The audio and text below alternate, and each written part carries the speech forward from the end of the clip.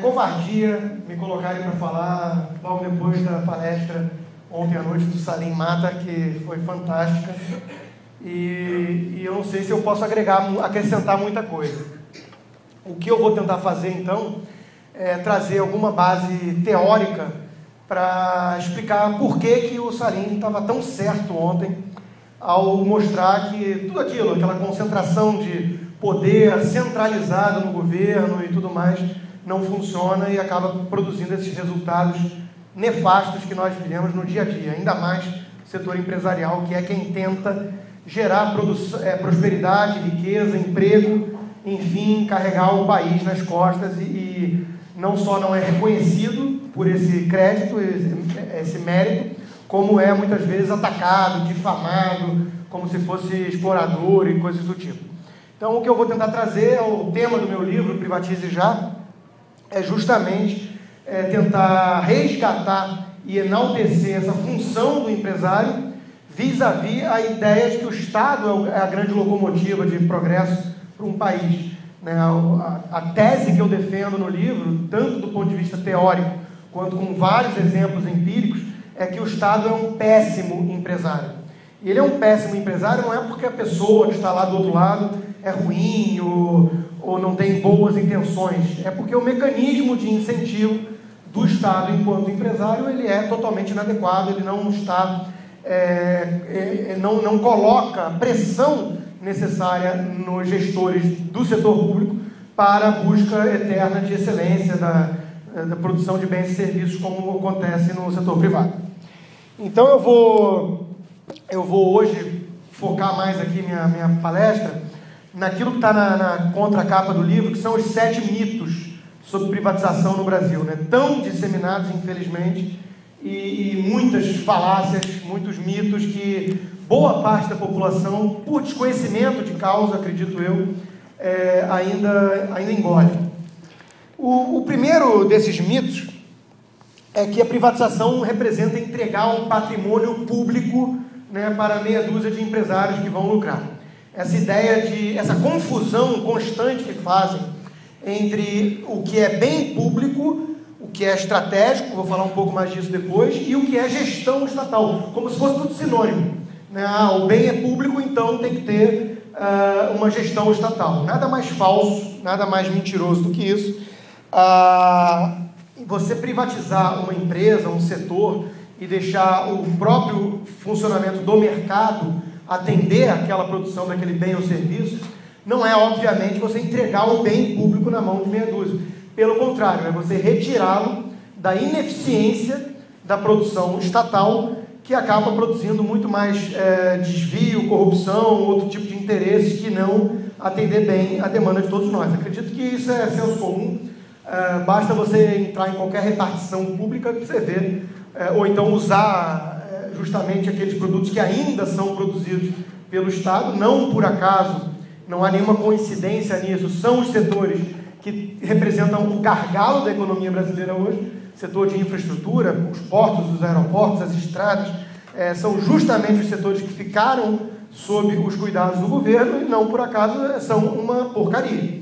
Então, você privatizar, você tirar a função do Estado, de empresário do Estado, obviamente não é você entregar esses bens ou serviços na mão de empresários, é você entregar melhores serviços e normalmente a preços mais acessíveis para a população, para o consumidor.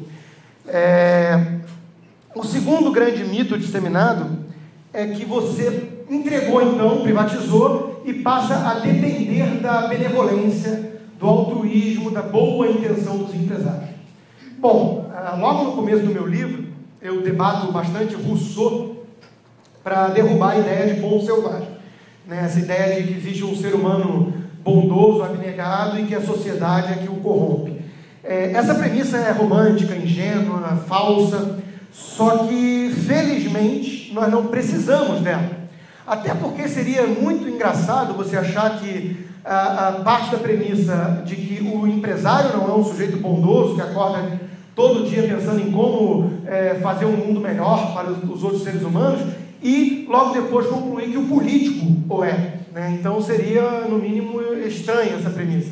É óbvio que nem o político, nem o empresário acordam todo dia pensando em fazer o bem em geral. Nem nós acordamos. O empregado também quer melhores salários. Se puder, ele vai dar uma relaxada, né? Se não tiver um mecanismo de pressão, né? De punição para a incompetência e premiação para a eficiência, ele também tende a se acomodar. Então, é da natureza humana. Quando você aceita essa premissa mais realista sobre a natureza humana, você vai entender, então, quais são esses mecanismos que geram um resultado melhor para a grande maioria da população. E, felizmente, então, repito, nós não precisamos dessa premissa de que o empresário precisa ser um sujeito abnegado para produzir eficiência na economia. Isso já tinha sido percebido por Adam Smith lá no século XVIII, quando ele tem aquela famosa frase de que não dependemos da benevolência dos açougueiros para termos a nossa carne no jantar. Ele, buscando atender seus próprios interesses, é guiado, e aí vem a metáfora famosa, como que por uma mão invisível, a atender o bem geral, a atender a nossa demanda enquanto consumidor. E por que isso? Porque nós, no mercado, no livre mercado, nós damos um voto com o nosso próprio bolso diariamente. O mercado, ele é um plebiscito ininterrupto, onde você pode punir aqueles que não atendem bem a sua demanda e pode premiar aqueles que acertam no que você quer, nas suas preferências. Então, esse mecanismo de livre mercado, num ambiente de livre concorrência, né, faz com que você possa simplesmente deixar de consumir o produto A e passar a consumir o produto B. E o empresário, atento a isso e preocupado em não perder parcela de mercado, ele vai ter que ser o mais eficiente possível, ele vai ter que gerar produtividade na sua empresa e atender a contento a demanda. Ora, isso abre vários outros corolários importantes para entender o funcionamento da economia, né? Você passa a entender, então, que, por exemplo, o livre mercado, esse mecanismo impessoal que é o capitalismo, que incomoda tanta gente, que gostaria de contar com essa boa intenção dos agentes, né? E não entende essa coisa mais sofisticada e abstrata, faz com que o próprio livre mercado seja o grande combatente, então, dessas causas todas de minorias aí, né? Racismo, feminismo, essas coisas todas. Por quê? Vamos pensar. Se eu sou empresário e abro uma empresa de aluguel de carros e sou racista, então eu não contrato pessoas de cor diferente da minha, o que vai acontecer? Eu estou deixando de contratar pessoas que podem ser, porventura, muito mais eficientes por um critério absurdo, né? Um critério imoral meu. Só que vai lá o Salim e abre do lado uma empresa sem esse racismo. O que acontece? Ele tem um leque muito maior de opções para contratar e ele também atende uma clientela muito maior, porque ele não liga para esse negócio, ele quer o lucro, né? Ele quer essa coisa vil para os socialistas, né? Que é lucrar. E com isso ele vai ser levado, então, a premiar os melhores funcionários, independentes de sexo, de preferência sexual, de cor e por aí vai, de credo religioso, e vai passar a olhar apenas para a meritocracia, porque o sucesso da empresa dele vai depender disso. Então aprendemos como corolário dessas premissas que o melhor inimigo do racismo, do preconceito, dessas coisas todas é o livre mercado, é o capitalismo. E por aí vai, né? Várias outras conclusões que se derivam dessa mesma premissa. Então, segundo mito que precisa ser derrubado é que dependemos da boa vontade de meia dúzia ou de alguns empresários que só querem lucrar, né? E gostaríamos então de ver outras pessoas bem intencionadas tomando conta da produção de bens e serviços na economia. Balela, não funciona assim. O terceiro mito, e que tem um pouco a ver com isso, é que as estatais são necessárias porque elas beneficiam os mais pobres, né? Há muita essa falácia de que mas o sujeito só vai querer lucrar e com isso só vai olhar para os mais ricos que podem pagar. E como é que fica a vida do mais pobre? Ele se ferra no livre mercado. Novamente, balela. Eu custo a entender quem foi que criou a ideia de que o empresário não olha para os mais pobres, né? Alguém já ouviu falar em Casas Bahia?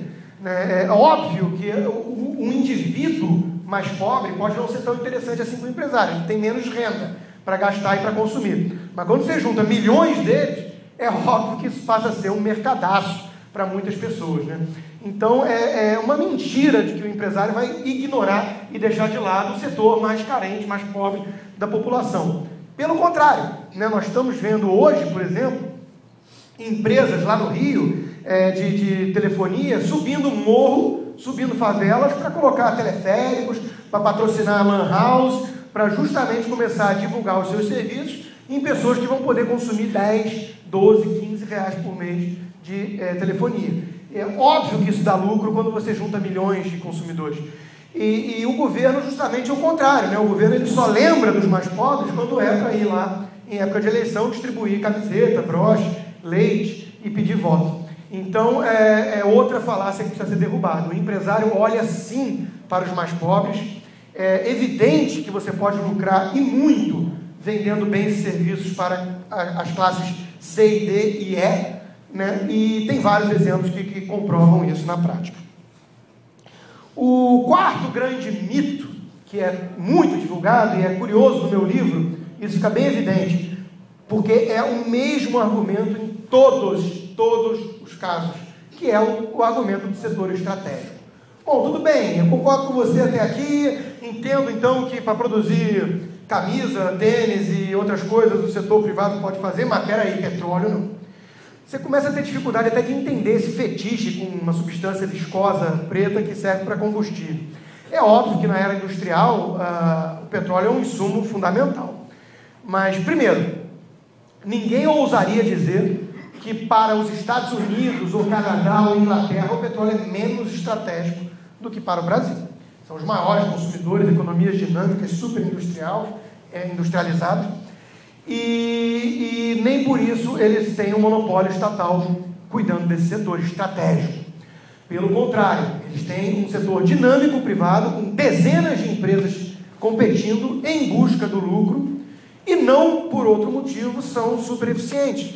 Os Estados Unidos mesmo está passando recentemente por uma revolução nesse setor, com a tecnologia de fracking, um negócio super complexo, com a exploração do gás xisto e por aí vai.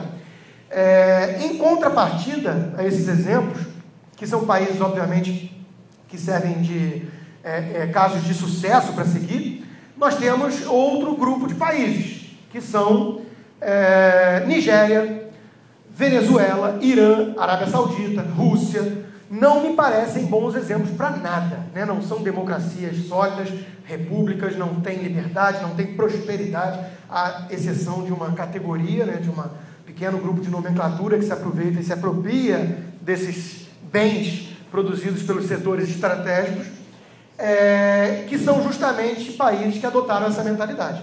O setor é estratégico, é importante, então o Estado vai ter que cuidar dele. É óbvio que essas empresas viram braços do governo, viram uma continuação dos seus projetos de poder político. A Venezuela é o melhor exemplo disso, a gasolina é vendida quase de graça lá, e a inflação disparou, 30% ao ano, a violência está explodindo e não há, obviamente, liberdade, não há uma democracia de fato.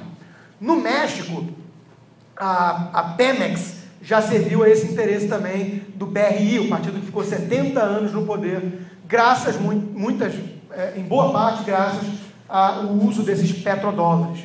A ponto do escritor prêmio Nobel mexicano Octavio Paz escrever aquele livro, O Ogro Filantrópico, que é o Estado, né, o Leviatã, justamente utilizando esses recursos, e ele faz essa crítica no livro, para seus projetos megalomaníacos e para uso eleitoreiro e compra de voto, e coisas que o brasileiro, felizmente, não tem nem noção do que é.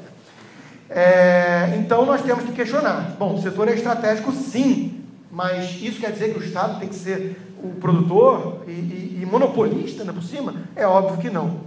Pois bem, figuras como Brizola e outros nacionalistas eram as figurinhas carimbadas ao decorrer de todo o processo de privatização desde a década de 90, usando o mesmo argumento. Embraer não pode ser privatizada, porque o setor é estratégico. Hoje a Embraer é um caso de sucesso estrondoso mundial. A Vale do Rio Doce, nem pensar, minério de ferro é estratégico. Bom, não acho que afetou a vida de ninguém negativamente ou gerou insegurança nacional para o país o fato da Vale exportar 5 vezes mais do que exportava e lucrar 20, 40 vezes mais do que lucrava. entupindo os cofres públicos de recursos para outros usos que, infelizmente, não são adequados. Até mesmo o adubo, a fosfértil, foi usado o mesmo argumento na época da empresa estatal do setor. O adubo é nosso, né? Até a produção de esterco passa a ser uma coisa estratégica sob o ponto de vista dos nacionalistas. E a Margaret Thatcher brincava com isso, porque ela falava o seguinte: olha, eu desconheço o setor mais estratégico do que o setor de alimentos. Petróleo é muito importante, mas a gente sobrevive sem ele, né? Ninguém vai... Agora, sem alimento a gente morre, né? Ninguém pode beber gasolina. Alguns gostam, mas não passam bem. Então, o setor mais estratégico que existe é o setor de alimentos. Alguém defende que o Estado seja, por isso, o produtor de alimentos? Bom, alguns defenderam. A União Soviética e a China. E milhões morreram de inanição. Faltou comida, né? Então, essa falácia, esse mito de que o setor é estratégico, portanto, ele deve ficar aos cuidados do governo, é uma balela. É o contrário. O setor é mais estratégico ainda, então eu quero tirá-lo do governo ontem, né? É assim que deveria ser. Nós temos um caso evidente disso, que desperta ainda esse orgulho nacional, que é uma coisa meio boboca, meio ufanista, da Petrobras, né? E a Petrobras, ano após ano, ela decepciona. Ela tem metas de crescimento de produção de 5% ao ano, entrega 2%. Nos últimos 10 anos cresceu menos que 2% a produção. O governo promete autossuficiência de petróleo há 50 anos, né? Até hoje não chegamos lá, apesar da propaganda enganosa do ex-presidente Lula sobre isso. Então, cadê? O que a gente percebe de benefício desse petróleo é nosso? Eu não percebo nada. Eu percebo uma gasolina cara, de pior qualidade, um país que podia estar exportando muito mais petróleo do que está. O petróleo não é nosso, o petróleo é deles de uso eleitoral, de uso político e de uso para compra de apoio de classe artística, porque foram 652 milhões de reais de patrocínio cultural nos últimos 2 anos pela Petrobras, sozinha, né? Isso balança até o mais íntegro e liberal dos artistas, né? Que fica com uma leve inclinação pró-Estado. Petróleo não é nosso, né? O petróleo é deles, então vamos parar com isso. E aliás eu faço às vezes uma provocação: se o petróleo é nosso, da população, então está resolvido. Entrega um voucher que dá direito a uma parcela da ação da Petrobras para cada um dos brasileiros, resolvido. Aí pronto, aí você vai decidir o que fazer com a sua parcela, né? Isso é outra falácia. Então, aquilo que é setor público é administrado e é de todos. Mentira, né? Alguém lembra de Severino Cavalcante, até então presidente da Câmara dos Deputados, pedindo aquela diretoria que fura poço, né? Ele não queria nem saber o que era, quero aquela diretoria que fura poço. É isso que é para isso que acaba servindo uma estatal, né? Para uso político, eleitoreiro, para desvio, para corrupção, e falta esse mecanismo de incentivos adequado, porque a empresa não pode ir à bancarrota, que é a grande espada na cabeça de todo empresário, poder ir à falência. A empresa estatal não vai, porque sempre tem o recurso da viúva para aportar. E dentro do seu quadro também não é o critério da meritocracia que é utilizado para ascensão e para demissão. Muito mais afinidade ideológica e política. Então, a diretoria da Petrobras é formada por pessoas que, na grande maioria dos casos, eu acho que não seriam ocupantes de cargos semelhantes em empresas multinacionais privadas, porque, na minha visão, não teriam o mesmo destaque nessas empresas. Então, o critério é outro, né? Até o escândalo de Pasadena, da compra de $1 bilhão da refinaria, que vale hoje quase zero. Quer dizer, tem vários exemplos de mau uso dos recursos, porque são esses mecanismos de incentivo. O recurso é da viúva, o sujeito é mais próximo de quem tem afinidade partidária e não de quem é melhor. Pelo contrário, né? Uma pessoa muito boa numa estatal, e eles existem, óbvio, uma pessoa muito eficiente, que quer trabalhar, que quer produzir, ela costuma até incomodar o espírito de corpo da entidade, né? Porque o cara chega mais cedo, sai mais tarde, e afeta ali a vida mais tranquila de quem não precisa fazer isso. O quinto mito é justamente que as privatizações acabam produzindo demissão em massa, né? Geram desemprego. Isso é outra balela. Eu mostro numericamente no meu livro que isso não aconteceu em hipótese alguma. É óbvio que num primeiro momento você pode ter demissões justamente porque as estatais tendem a ser cabide de emprego. Elas tendem a empregar muito mais gente do que precisa. Tem aqueles departamentos gigantescos que nada fazem. E quando o sujeito que precisa do lucro para viver e pagar os salários assume, a primeira coisa que ele faz é ver onde é que tem gordura, onde é que tem excesso e faz um programa de demissão voluntária.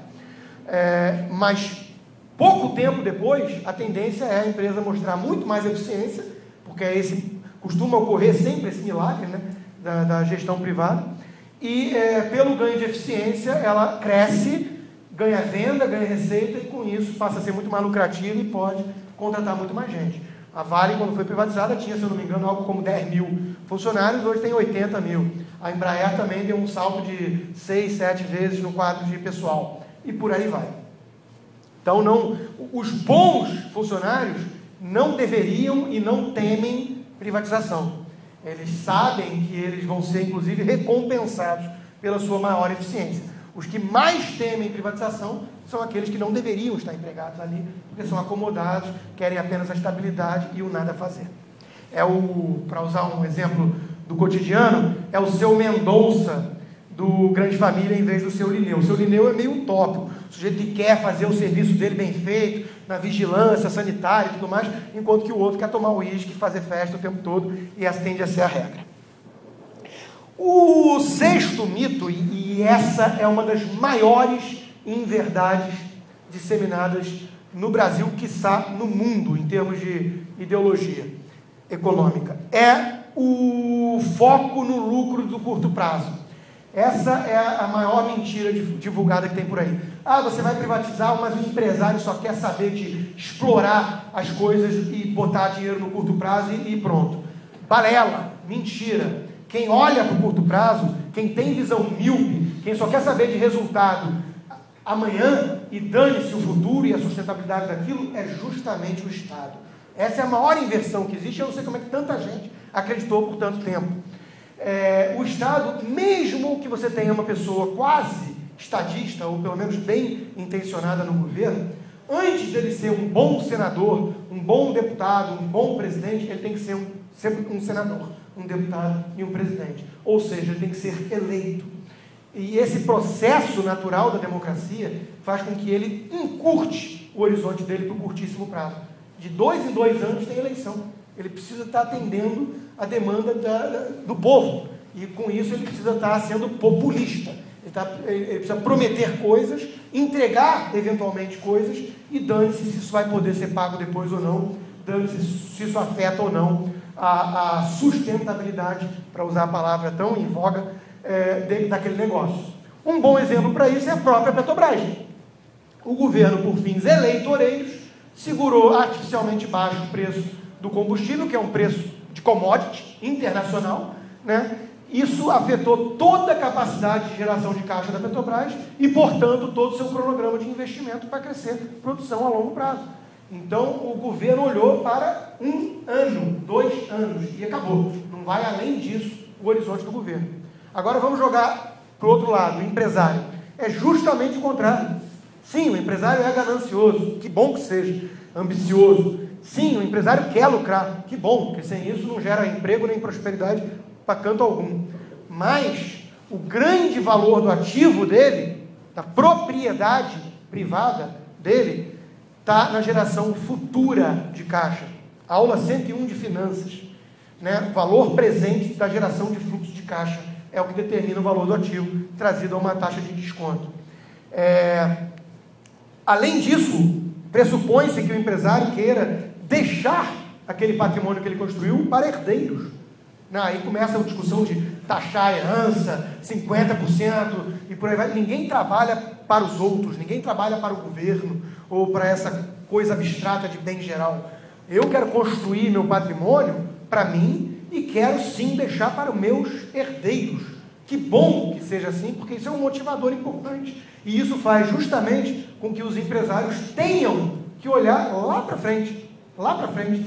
Aí eu pergunto, floresta amazônica, patrimônio de todos, Aquilo que é de todos não é de ninguém, é da humanidade, né? O que acontece na prática? Desmatamento.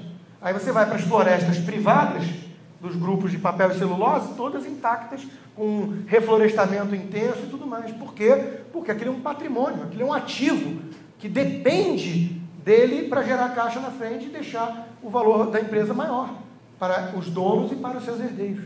Então, essa talvez seja a maior mentira já contada na história da economia e mais acreditada, né? Todo mundo quase por aí, os leigos, repetem isso. O empresário quer lucro de curto prazo. O Estado vai cuidar dos interesses nacionais a longo prazo. É o inverso. É justamente o inverso. O sétimo e último mito, por fim, é a acusação feita muitas vezes de que a privatização foi feita a preço de banana. É entreguismo, né? O Roberto Campos era taxado de Bob Fields por esse pessoal, meio xenófobo até. Mentira, as privatizações que ocorreram no Brasil não foram a preço de banana. O maior alvo desse ataque é, obviamente, a Vale do Rio Doce. Por que eles fazem isso, né? Fazem essa crítica? Porque a Vale deslanchou e foram basicamente para reduzir dois grandes fatores. Um choque interno de eficiência e produtividade, graças à privatização, ou seja, a privatização agregou muito valor à Vale, e uma coisa chamada China, fator chinês que fez o minério de ferro triplicar de preço e demandar o produto que a Vale tinha de forma voraz. Isso tudo fez com que a Vale pudesse sair de 500 milhões de lucro para mais de 10 bilhões, mais de 30 bilhões chegou no ano. Aí vai lá o pessoal da esquerda e fala o seguinte, ó, tá vendo? A Vale chegou a valer 100 bilhões de dólares. Ela foi privatizada por 3, o que não é verdade. Era 3 pela parcela de controle que dava um valor de 14 bilhões para o grupo todo. E eles comparam, então, uma coisa com a outra. A provocação que eu faço a todos eles é a seguinte, abre o seu imposto de renda para mim e mostra que você é milionário. Porque se você não for milionário, tem alguma coisa errada. Por quê? Porque as ações da Vale do Rio Doce eram negociadas em bolsa. E qualquer até mesmo um petista, podia ter ficado rico sem ter que fazer consultoria esquisita. Ele bastava comprar a ação da Vale do Rio Doce. E ele compraria a ação da Vale do Rio Doce a 20% de desconto em relação ao preço pago pela CSN, que comprou o controle. Então, cadê? Por que não ficou rico? São profetas do passado, né? Eles têm o benefício do retrospecto e acertam o passado. Às vezes eles erram até o passado. Mas não foi vendida a preço de banana. Aí alguns falam que os ativos de urânio não foram contabilizados, o estoque de urânio. O estoque de urânio pertence à União, não pertence à empresa. Então são coisas assim, vão atacando por atacar, né, por fatores ideológicos e não com base em fatos. Setor de telecom é outro exemplo, vendida a preço de banana só se for um bananal de ouro maciço. Porque a privatização da Telebrás, do grupo Telebrás, ocorreu a um preço magnífico, até porque, quem não lembra, foi privatizado em 98 e 2, 3 anos depois estourou a crise justamente do setor de tecnologia, a crise do Nasdaq, que fez as ações todas do setor despencarem 80%.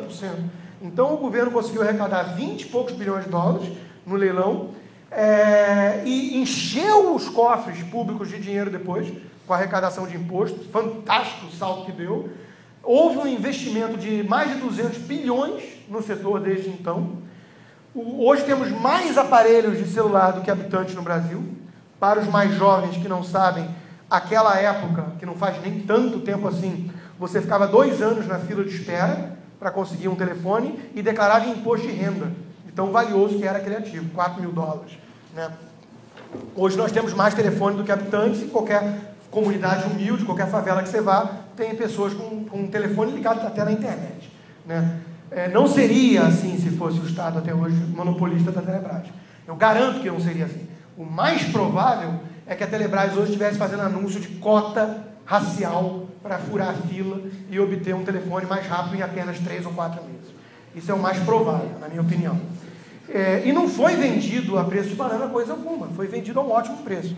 Qual é a única crítica justa, então, legítima que a esquerda faz sobre privatização? O destino dos recursos. Essa é a única crítica que eu vejo como legítima e que eu até mesmo endosso. Até porque a privatização foi feita no Brasil por partidos que não tinham convicção nisso. eles fizeram muito mais por necessidade de caixa e pelo contexto da época do que por acreditar nisso, né? E até porque a Margaret Thatcher startou o processo na Inglaterra e acabou exportando para o mundo inteiro, por boa parte. Então foi um fenômeno global. O Chile estava privatizando, o Peru estava privatizando, vários países, a Argentina estava privatizando. Foi um fenômeno global que se deveu em boa parte à liderança de Margaret Thatcher, que eu até falo disso no meu livro. Mas o partido que fez a privatização no Brasil não acreditava muito nisso, então fez meio a contragosto, né? Fez com uma mão e com a outra, queria controlar demais, usou muito recurso público, temia o livre mercado, né? E o destino dos recursos não foi usado para abatimento da dívida. O endividamento do Brasil na época podia ter sido quase zerado, endividamento externo, graças à arrecadação do proveniente com a privatização, que foi da ordem de 70, 80 bilhões de dólares. Isso era suficiente na época para abater quase toda a dívida externa brasileira. O governo não fez isso, o governo deixou o dinheiro se perder num mar de gastos assistencialistas e sociais, né? Então, não era um governo liberal, de fato, e essa crítica é legítima. Mas, se perceberem, não é uma crítica à privatização em si, ou a nada disso que eu estou aqui defendendo. É uma crítica ao destino dos recursos da privatização. Uma coisa não tem nada a ver com a outra. Vamos debater para onde vai os recursos da Petrobras privatizada, mas não vamos questionar que seria muito melhor para o país privatizá-la. É óbvio que seria, né? Então, com isso, eu acho que fecho a apresentação dos mitos sobre privatização. E para finalizar e abrir para perguntas, que acho que é a parte mais legal, eu fecho só com uma passagem que tem no meu livro, numa das curiosidades, que é uma sacada muito legal que o Milton Friedman, de Chicago, prêmio Nobel, teve, de comparar as 4 formas de gasto existentes, via de regra. E esse insight dele é muito bom para resumir tudo isso que está sendo dito aqui e para entender por que nós precisamos de mais mercado e menos Estado. A primeira forma de gasto que nós temos é o gasto nosso mesmo, com nós mesmos como beneficiários daquele gasto, que é o gasto do dia a dia no mercado. Você entra no supermercado, você entra numa loja, você usa o seu dinheiro e você é o sujeito que vai usufruir daquele bem, daquele produto. Total atenção na qualidade do que você está comprando, é você que vai usar, e total preocupação com o custo, é você que vai pagar. A segunda forma de gasto é você gastar o seu dinheiro com terceiros, que é a compra de um presente. Total preocupação com o custo, é você que está pagando, e o benefício já nem tanto, o sujeito que se quiser, que não gostar, e troque a camiseta, ou troque o que for. As outras 2 formas de gasto são as mais perversas que existem. A terceira, então, é gastar o dinheiro dos outros com os outros. Você arrecada de alguém, da viúva, e gasta com outros lá, que você não conhece. Bom, você não liga para custo, nem para benefício. São os serviços públicos, via de regra, né? Por isso que tem tanta ineficiência, tanto desperdício assim, em tudo que o governo mete a mão. E a quarta e última forma de gasto, que é a pior de todas, que é você gastar o dinheiro dos outros, da viúva, com você mesmo.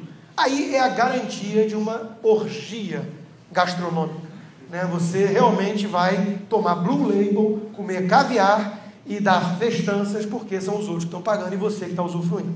Essa também é a forma de gasto do governo.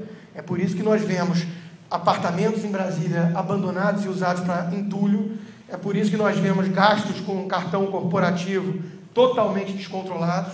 É por isso que nós vemos tanta ineficiência e tanto desperdício e tanta corrupção no setor público, porque somos todos nós, essa coisa dispersa, amorfa, chamada povo, essa abstração, que pagamos a conta, e são eles, meia dúzia de pessoas com nome e sobrenome, A e B, que usufruem disso. Então, vamos parar com esse argumento, com essa falácia, com esse mito de que o setor público atende ao interesse nacional, ao interesse de todos nós. Não é verdade isso. Nós pagamos e eles usam. Isso costuma ser um casamento onde, perdão as damas presentes, mas o povo entra com a bunda e o Estado, vocês sabem. Então, não costuma ser uma equação muito favorável aos pagadores de impostos. Inclusive, eu faço um apelo final para não usarmos esses eufemismos. Eu sou um sujeito que dou muito valor aos conceitos e ao uso das palavras. Quando chamam Obama de liberal, por exemplo, nos Estados Unidos, eu tenho calafrios. Usurparam o termo liberal lá e por aí vai. O americano ainda tem um pouco mais de preocupação com o uso das palavras. Então ele chama o pagador de imposto de taxpayer. Aqui no Brasil a gente chama de contribuinte. O dia mais feliz das nossas vidas é o dia que a gente contribui voluntariamente para 40% do PIB destinado ao setor público que entrega, como disse Salim ontem, para impostos escandinavos, serviços africanos. Tem que dar um basta nisso, e a melhor forma que tem é descentralizar o poder, reduzir o poder e os recursos que passam pelo Estado e privatizar o que ainda resta de estatal, que são muitos. Então, com isso eu fecho e abro perguntas. Obrigado.